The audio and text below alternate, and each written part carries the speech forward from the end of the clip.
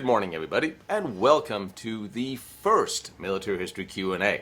My name is Tino Struckmann. I am a military veteran. I am a military historian. I write military history, and for years and years you may have seen me being one of those schmucks on TV and in movies, pretending to be somebody else, usually for some reason in military or war movies. Anyway, for many years I studied and I lectured on, specifically on World War II, but on history and military history in general because it is fascinating. More things happen during the time of war than for 50 years of peacetime. More development, more technology, more borders change, more crisis, and it is a fascinating study of life, of people, of the history of our past. And those of you who know why it is really important to study history, because otherwise we repeat it, and we are repeating it constantly, because apparently our world leaders do not learn a damn thing from history. So let's not be like them, let's be smarter, and let's learn from history. And for you that have questions about military history or war or anything else that you know that I might know, ask. I take my questions on Facebook, direct mail, on my YouTube comments. On Quora, I take a lot of questions, and I used to not take the what-if questions, the hypothetical, what if this thing fought that thing, that never existed in the same time frame. I will take those because, you know what, it is fun. It may not be history as it happened, but speculation of what could have happened. But we have to have a little, it's got to be entertaining. We got to have a little fun. But you guys, you drive the show and you ask the questions. And this time we have a whole bunch of questions. On this one of the things we're going to go through is the promotional structure of the SS, which is quite interesting. Most people probably don't know. And we are going to take a hypothetical about what if the HMS Warrior found itself placed at Waterloo. Which, wow, that's going to be, I love that. Hypothetical, we're going to do one of those. I like that. And we are going to start with the question that when I saw it, I immediately realized that I need more coffee, and I order pizza, and I got a box of donuts sitting out there because this will take a little time. But it is a good first question for the first show. And David asks, and don't laugh, because those of you who know military history, you know this. You may think you know this. And a lot of you, if you think about it, you might not know this. But the question he asks was, how did World War II start? As in, why did World War II start? Now, that's interesting. Because if you go to any of your useless textbooks in school, you will find a very simplified narrative, and if you look up a generalized timeline, it'll look something like this. Adolf Hitler becomes Chancellor of Germany in 1933. His Hitler Party, Third Reich, takes power and he essentially becomes a dictator of Germany. Fascist Italy and Nazi Germany becomes allies in 1936. Nazi Germany and Japan signs a pact and against Russia and against communism. Japan invades China in 1937, 1938. Hitler annexes Austria, and we can call it the Anschluss. And in 1939, Germany invades Poland and World War II begins. Everybody declares war on everybody else. That is the simplified narrative that we have been told. Hitler, bad guy, came to power, invaded everything around him until finally we had to stop the madman. We're the goodies and they're the baddies, and that is as simple as it has been stated for so many people. You cannot explain why World War II started without going back to looking at why World War I ended. End of World War I is the very root of why World War II started and happened. Regardless if there was an Adolf Hitler or not, there would still have been a World War II. The very foundation for World War II was laid at the end of World War I, to some degree even before that. And here are the main reasons that got us from A to B. At the end of World War I, the Allies, Germany was forced to sign the Treaty of Versailles. Austria was forced to sign the Treaty of Saint-Germain.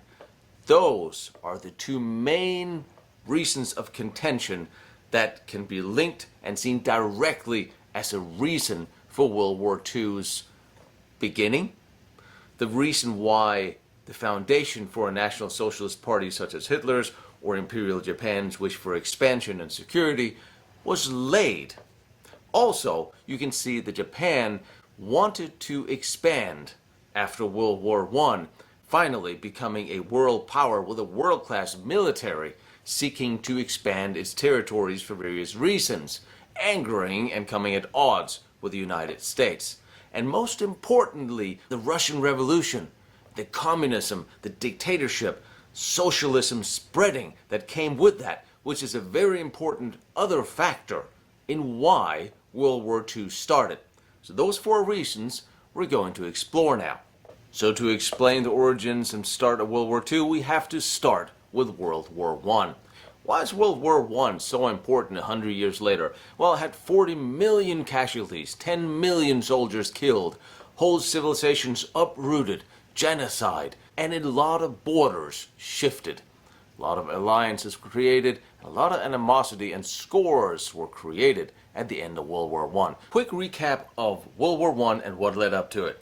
1871, Austria-Hungary defeated France. Austria-Hungary allied with Germany. Germany was the center of the universe. They were industrializing, they were building, there was new energy. However, you would see the time after 1871 with a constant shifting and changing of alliances between all the large and small countries throughout Europe, if not indeed the world. And if you looked at the Austrian-Hungary Empire alone, it was a little dodgy. There's 15 different versions of the national anthem. And it was led by Franz Joseph, who was 84. Bit of an old guy, not really in touch with what was going on, and he did some rather strange things from time to time. In 1908, he wanted to annex Bosnia-Herzegovina and Sarajevo, and that especially pissed off the Serbs, cutting them off from their port. Now the Serbs you will hear about again. In 1907, Russia, France, and England signed an alliance. The Ottoman Empire was allied with Germany. And Russia and Serbia signed an alliance. Now there was a fine admiration between Germany and England. Trade was up, but both had great fleets. The Kaiser wanted a great fleet as well, so he spent a third of the German budget building a fleet, which sole purpose, given how few colonies Germany really had, was to compete a rival with the British fleet, leading them towards odds with each other. And we're back on the Balkans, where Austria-Hungary was pretty much an assembly of different peoples that were mostly Slavs. And the Slavs wanted their own empire, they wanted their own country, they wanted to be united in one nation. Of course, Austria-Hungary and their expansion was in the way of that dream. And of course, within all these small empires and countries, everybody oppressed everybody else. Political assassinations were pretty much the flavor of the day. And no one in Europe really took notice that somebody killed somebody or somebody had been murdered and some new government had taken over because of it. It was pretty much business as usual. From all this infighting and rivalry sprung up a lot of different independence movements, such as the Black Hand, the Serbian Black Hand, seeking an independent Serbia, independent from being meddled with by anybody, such as Austria-Hungary. And they saw the Austrian French Duke Ferdinand as the symbol of their oppression, standing in the way of their independent Slavic nation. But Austria-Hungary was not the only ones trying to meddle in everybody else's business. The Germans tried to meddle in Morocco, get them away from French alliances, which inevitably pushed them into the alliance of Britain. Unintended consequences, I'm sure. Italy wanted into some of this action as well, and they wanted some of the Ottoman action. So they invaded and took Libya out of Ottoman control. Now Serbia, Montenegro, and Greece, with Bulgaria, with Russian support, drove the Ottomans out of their territory. But Bulgaria was not happy with how the spoils of that war was divided, and subsequently attacked Serbia. Now Serbia had doubled its territories in the First and Second Balkan Wars, seemingly getting away with a little bit of a war, a little bit of threatening, a little bit of fighting, testing Austria-Hungary, because Serbia was large and had expanded, and tensions grew. Now the Austrian Duke French Ferdinand, is an interesting character. he was pretty much unliked by everyone, which was coincidental because he pretty much unliked everyone else as well, especially the Serbs. He hated the Serbs. However, he loved his wife, Josephine, and she loved him. Franz Ferdinand also loved the Austrian-Hungarian Empire and would do just about everything to keep it together. And he was adamant on one other point. He did not want war with Russia, which was something that was looming over everybody. If you, as a Serbian extremist, wants to fight and kill for sovereignty and a Slavic nation, seeing Franz Ferdinand as the hated oppressor of Austria-Hungary and murdering him seemed like the thing to do. However, it was the very dumbest thing to do, because Franz Ferdinand loved his Austria-Hungary and wanted to keep his empire together. He was actually, as it turned out, willing to entertain a Slavic nation if it was allied with Austria-Hungary, a tripact. But when he was murdered, all that went to the winds.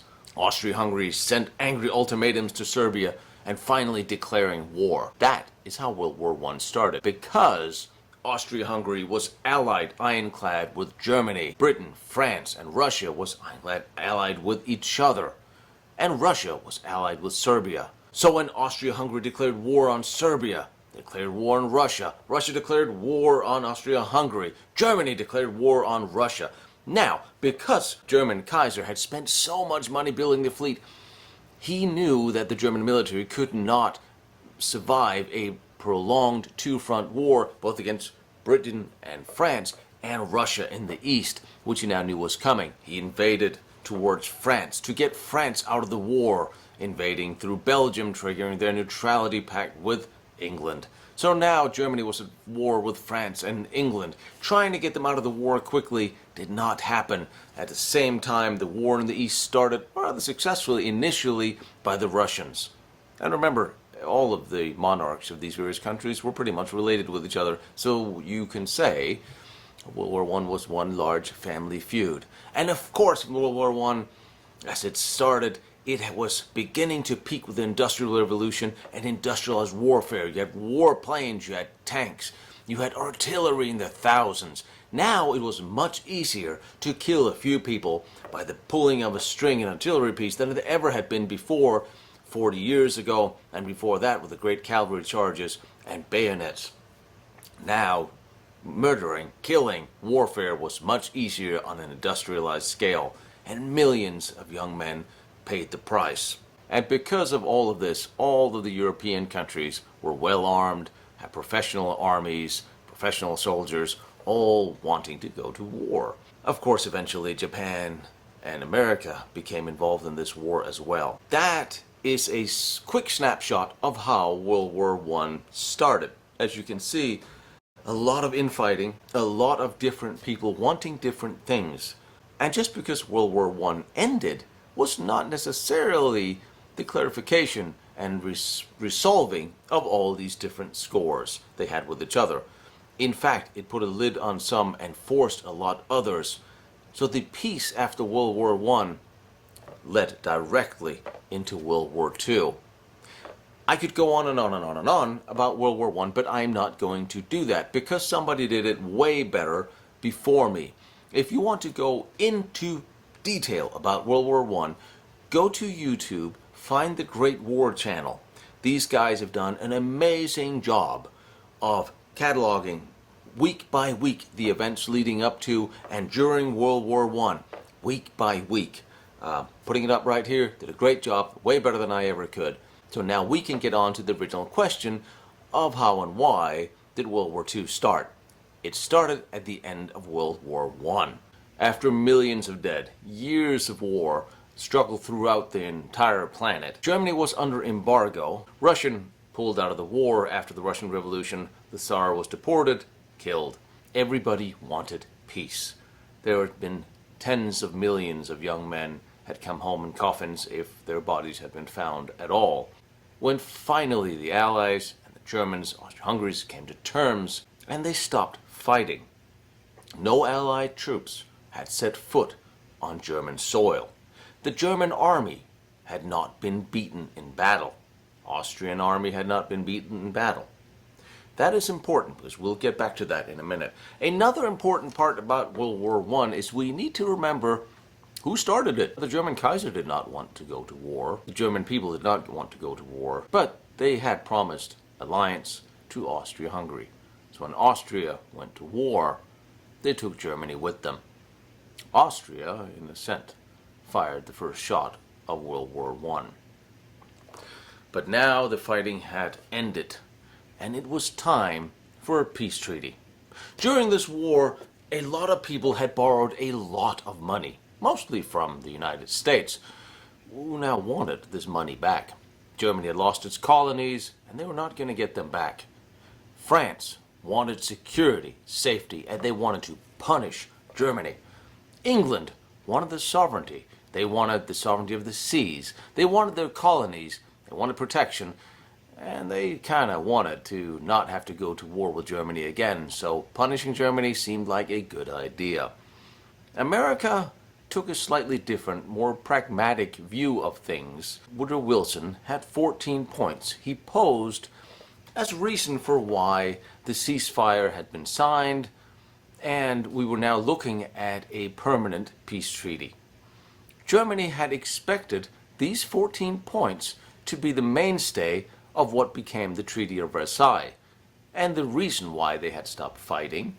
Indeed, the reason why everybody had stopped fighting. Same for Austria-Hungary, who were now going to negotiate their peace treaty with the Allies. What were the 14 points Woodrow Wilson had suggested that actively stopped the fighting? Open diplomacy, freedom of the seas, removal of the trade barriers, which is a good idea, reduction in weapons and arms, fair colonial claims, conquered Russian territories should be abandoned, restoration of Belgian sovereignty, restoration of French territory, readjustment of the Italian borders, independence of Austria-Hungary, reestablishment of the Balkan boundary, independence and protection of the Turkish people, independence for Poland, and his most important part, the establishment of the League of Nations, where Germany was invited to join, of course. These 14 points were the reason that fighting had stopped. However, the French, the British, had vastly different ideas. When the Germans arrived in Paris, they were in for a surprise. They expected to negotiate in adherence to the 14 points Wilson had proposed. However, they would be told there would be no negotiations, angering the German delegation, starting out the negotiations with a hard-line speech.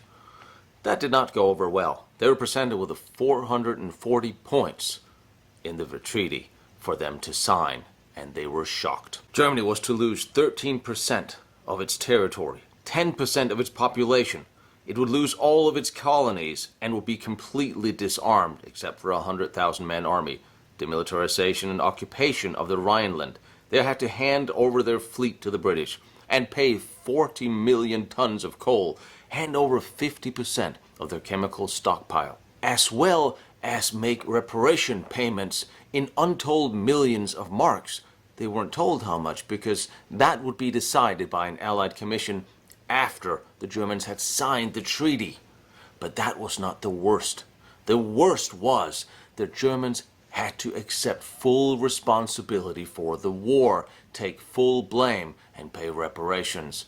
This was the straw that broke the camel's back, and we will certainly get back to that. Furthermore, Germany was excluded from the League of Nations for an indeterminate period of time. Now you have to remember that Germany had begun to send home their armies because an armistice had been signed, but Germany was still under blockade and inflation ran rampant, so the demonstrations between nationalists and socialists had already begun. German government resigned and a new took its place. Internal fighting, struggling demonstrations in Germany. People felt betrayed, and yet the German officials felt they had no choice. Germany was starving but unbeaten and the army unbroken, and now forced to sign reparations and give up and hand over so much of her territory and soil and population. They handed in a counter-offer which was flatly rejected, although offering quite a lot of concessions. However, did Germany really had any choice but to sign? The French drew up new plans to invade Germany, and when the delegation eventually returned to Versailles, they were told 24 hours to sign or else. Germany had no choice, realistically, at this point. Germany was now an unhappy, broken nation that only years before had been the pinnacle of European civilization. The pride, the cultural center of the world was Berlin. And now a broken nation with nothing to eat, and inflations in the 30s rising to millions of marks for a loaf of bread. This was a great, fertile ground for unrest, for revolution, for overthrow of governments, and the socialists and nationalists fought it out. Sooner or later, somebody would come to power. Sooner or later, somebody in Germany would have enough and would gain favor with the public and become voted into office based on wanting to restore the terms of the Treaty of Versailles, make things right, bring the German people back to work, money, food on their table. That man was Adolf Hitler. Now, I will say, and I think this is important, had Adolf Hitler not been the man at the time, somebody else would have been. There's absolutely no doubt in my mind that some German would one day rise to power and take back the terms of the Treaty of Versailles, and a World War II was guaranteed. And it was so guaranteed that the Allied commander, Ferdinand Foch, he said, this is only an armistice that will last for 20 years. Give and take a few days. That is exactly what it did. It was expected, including by British economist Maynard Keynes, very, very intelligent person at the time, warned the Allies, strongly warned the British delegation not to impose such harsh terms on Germany, as he saw where this was going. Keynes, he added 4 more points he suggested at the time. Reparation payments should be reduced. Allied debt to the U.S. should be reduced and forgiven. International loans for rebuilding should be given. Restorations of relations with trade with Russia. Of course, Keynes was overruled. Nobody wanted to hear what he had to say. Maynard Keynes, he warned that this would destroy the economic ecosystem of Europe by breaking Germany and not making them part of the economic growth and rebuild of Europe. He was right, but nobody wanted to listen to what he said. But what of Austria-Hungary, who technically started the whole war?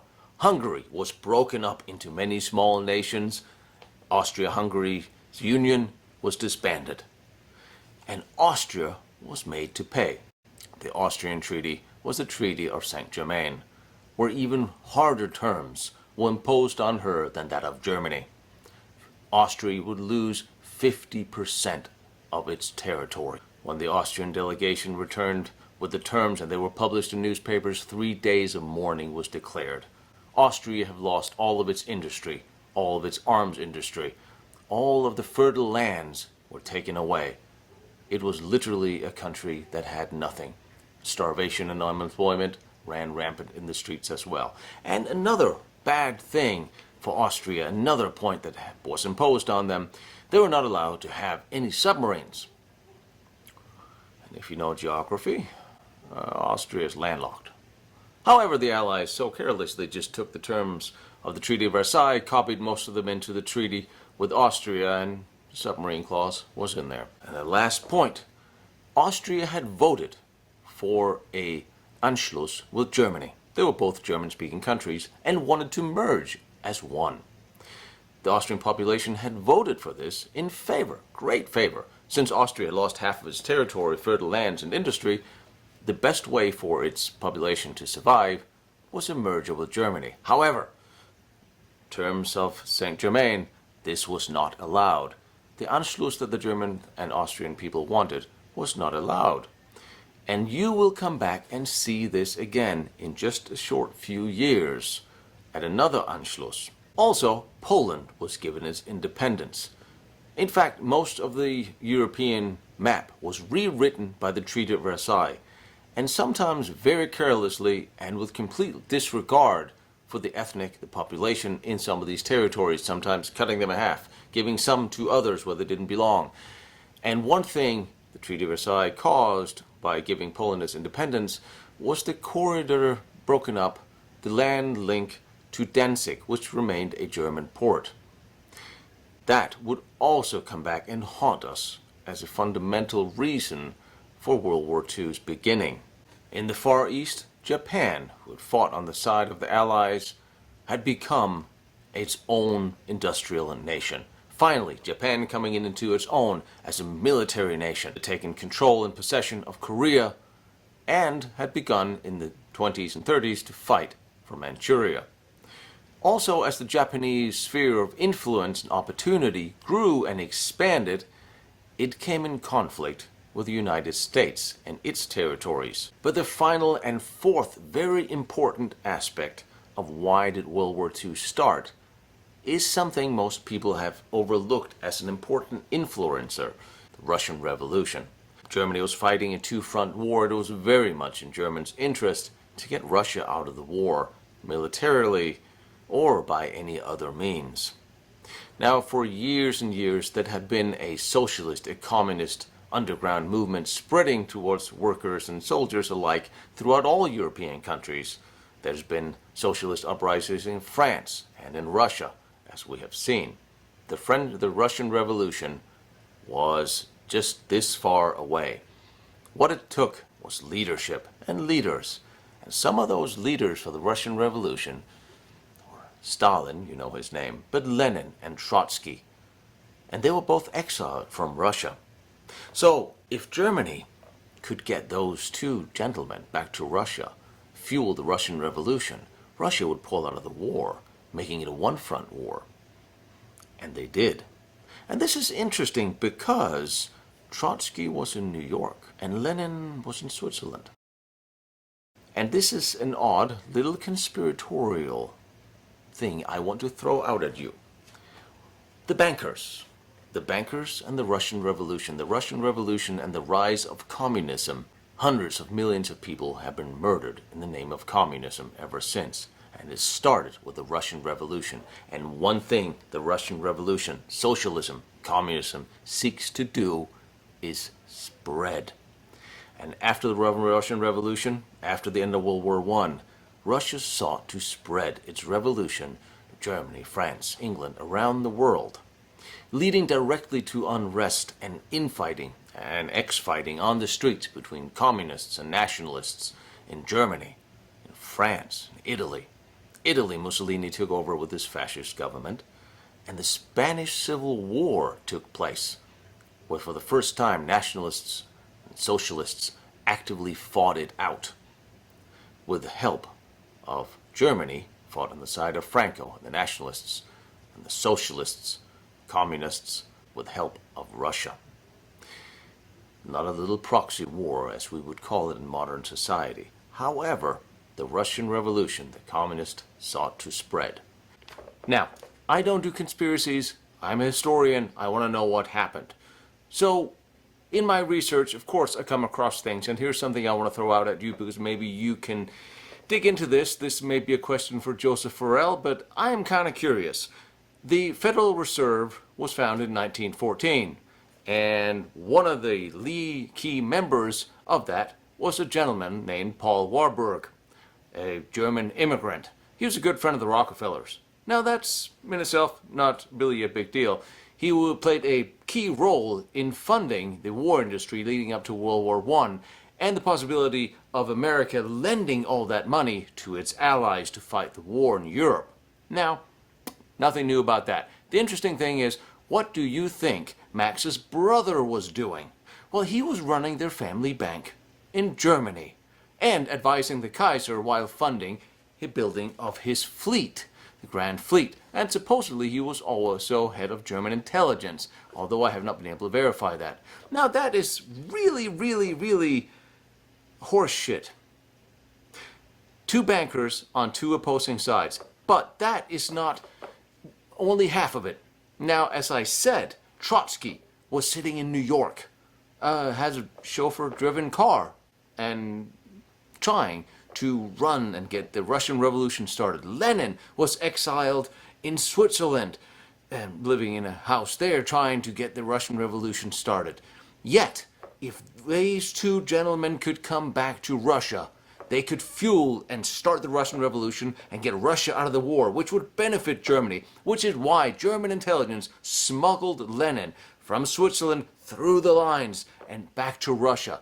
And Trotsky, with supposedly the help of some bankers, possibly the aforementioned bankers.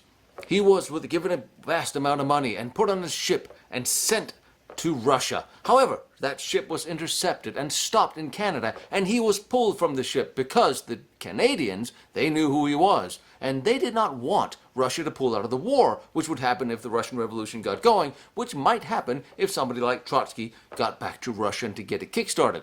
And yet, the American government told them to let him go. Now, question is, why would American bankers and American government be interested in a person like Trotsky getting back to Russia, well knowing what would happen if Russia pulled out of the war, freeing up all those German troops to fight all the doughboys and the British and the French on the Western Front? Just throwing it at you. I don't know what that means, but I'm just saying it's horse shit because it stinks. Especially because you will see a similar banking situation before World War II funding Hitler's campaigns and Churchill, who was broke at the time. Somebody look into that one for me, because I do military history. I try not to get involved in finances, but I know wars make some people money.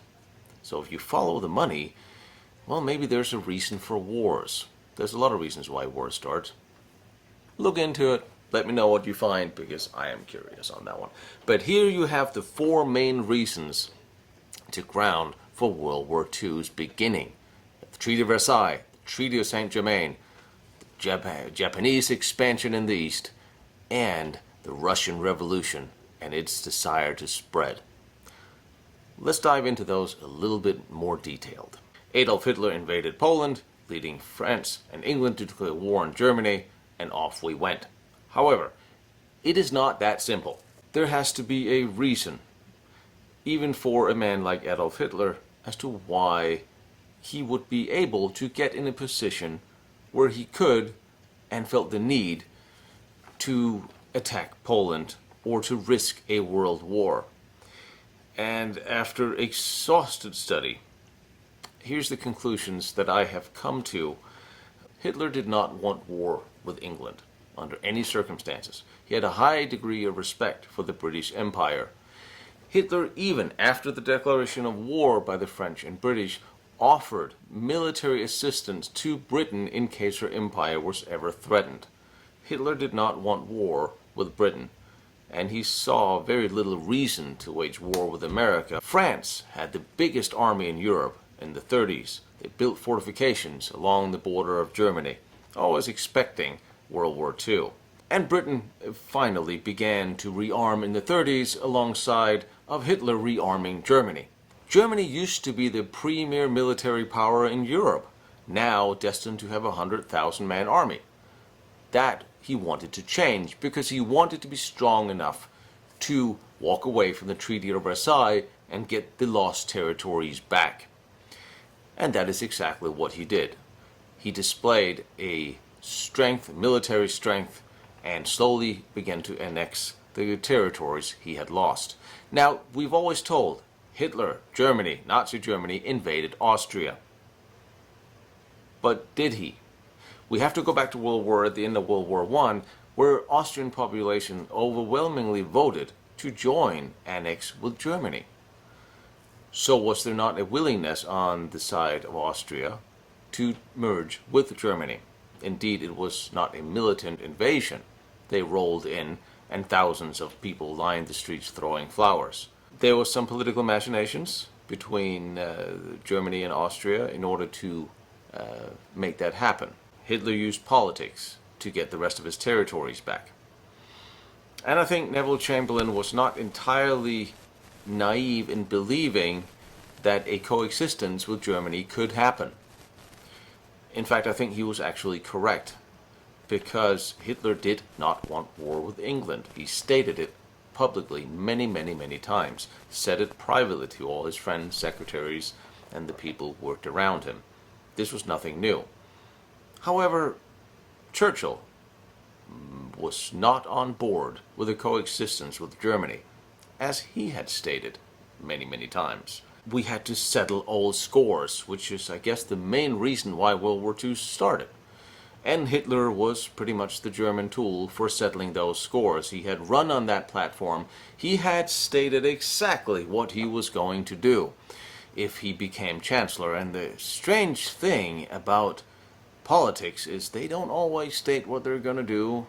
They don't always do what they say they're going to do. But Hitler did exactly what he said he was going to do, much to the surprise of pretty much everyone. It's stated quite clearly in Mein Kampf, in his book, that I don't pay much attention to because Hitler did not write most of it, if indeed any of it. It was written by people around him, but of course he must have shared the sentiments since it was published in his name. And one of the sentiments was living room to the east. There was no love lost between Stalin and Hitler. In fact, they fought a proxy war in Spain just to test it out. So here's another reason we can add on to World War II and why Hitler decided to start the war as he did. He could, of course, just have taken his territories and be content with that. Well, Hitler was seeing a war coming. There's no doubt about that. He was going to war. He might not have wanted to go to war in the way he did and when he did, and I think that Hitler thought he could invade Poland and have the Allies remain on the sidelines, as indeed they had in all the other conquests of the late 30s. But Britain and France did not. Britain and France had declared if Poland was invaded, they would declare war on Germany to preserve Polish sovereignty. Now here's where I will go and say, horseshit. France and Britain declaring war on Germany to preserve Polish sovereignty makes no sense, because in the end of the war, they sold Poland out to Stalin anyway. The French did not invade Germany from the west. Well, they did a little invasion down south, which will be a very interesting video at a later date. But they really didn't fight to preserve or protect Poland. They could actually be said that they used Poland to get into a war with Germany that was inevitable at this point. Just like World War I, everybody armed up, everybody had grievances to settle.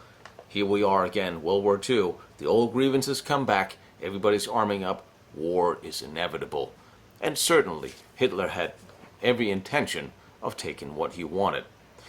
However, I think, and I do think, and this is shared with some other historians, if Britain and France had not declared war as Germany invaded Poland, the war would exclusively have been fought towards the east, and not with Britain and not with France. The reason why Hitler invaded Poland, possibly he had been led to believe the Allies would sit on the sidelines as they had before, which is reasonable for him to think since they had previously done nothing. He had negotiations and tried to talk with Poland. What was it he wanted from Poland? He wanted a corridor to his port of Danzig. That was still German. He wanted a landline. The Polish refused. It was not an unreasonable request. After all, these territories had previously been German, and wanting a landline directly to your own port could seem reasonable. We could also, in hindsight, say that was just one step to take a little bit, to take more, and then annex all of Poland, which is quite possibly what could have happened after that. However, initially he wanted a landline to Danzig. Poland refused. Poland refused, well knowing that they were backed up by the British promise to fight for Poland, the British promise to support. And quite possibly, there are some documents exist to that fact, that Poland's brave refusal in the face of the overwhelming potential German might was spurred on by that very British promise. And when it came down to it, the British did nothing for Poland when the finally invasion came. So one can say that those negotiations would have looked very different had Britain insisted on a deal being reached. But of course, many other deals have been made and broken by Adolf Hitler before. Who's to know this would have been the last one? But theoretically, you can always speculate that if that could have been the last leg, and a war in the West could have been avoided. Of course, a war between Hitler and Stalin was inevitable. There's no way those two guys were not going to get into it one way or another. Hitler had allied with Italy in the 1936 and signed a pact with Japan. Now those three allies, all allied against the Russians, had allied with Britain and France. But they was very weary. This was not the same Russia that England had been allied with during World War I. This was a different communist Russia. Churchill could not stand Stalin, and it was mutual. The American president didn't particularly like any one of them. It was an alliance of convenience.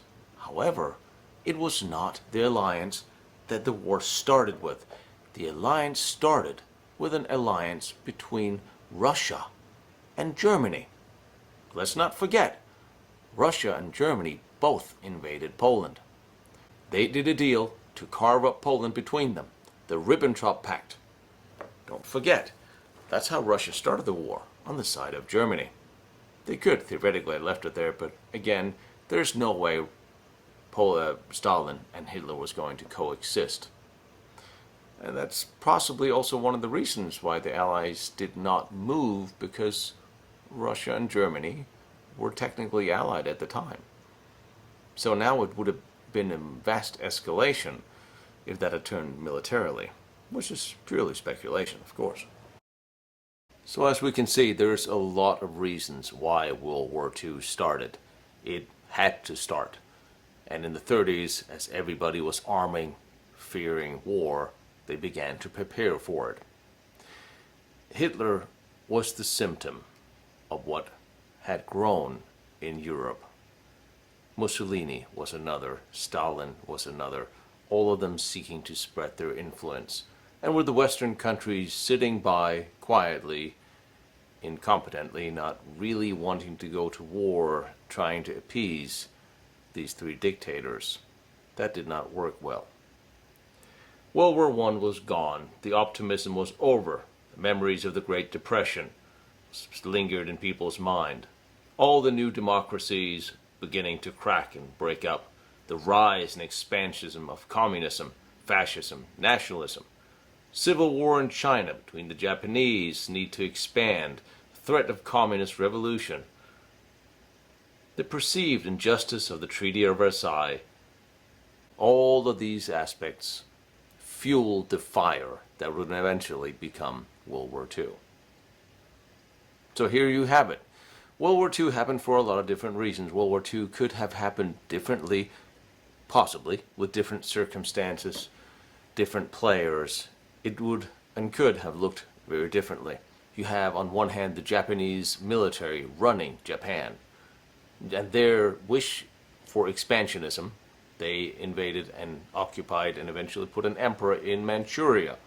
They fought countless small wars with Russia. Then America tried to mediate, unsuccessfully, put on more and more embargoes. Japan also occupied the former German colonies in the Pacific. Sooner or later, Japan and America was going to get into it. And when America finally embargoed the sale of oil to Japan, the military government of Japan felt it had to act in correspondence with its own wishes to expand its empire. Could something have been done to avoid that? There's enough documentation to the effect that America negotiated specifically to push Japan into a corner in order for them to take the first step towards war. Britain had broken the Japanese naval codes and knew quite well what Japan was up to. Had they shared that information with the Americans? It's quite possibly the American president know, or doesn't know.